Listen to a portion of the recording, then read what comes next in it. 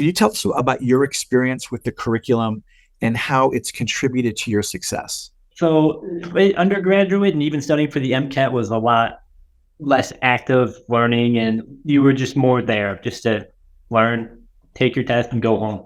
Whereas here and such, it's a lot different with that active learning. Not only we're not just stuck in class from 8 to 5 p.m. every day. We have that window to be able to communicate with the faculty and other students, and we have that time to be able to fill in our own learning gaps instead, and then we don't get that fatigue by just being in a lecture all day. And we have that active learning, which kind of keeps us more alert. And we're working in small groups with other little groups of the other students, to where we can kind of bounce ideas off them, to where we can kind of help answer questions together. As you're not there alone. You're not just by yourself. You have other people that can help you.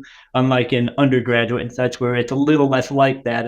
You have to, if you don't know somebody, then you're kind of on your own. It's depending on your personality type too. One of the big things for me is by learning, all the stuff that you could read in a textbook on your own before you get to class.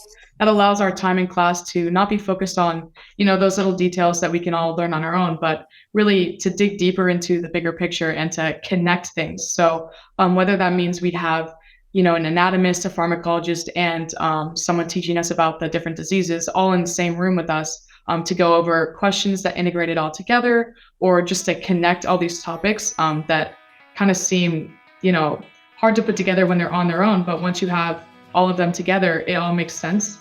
So that's, a great aspect of the flipped classroom, in my opinion.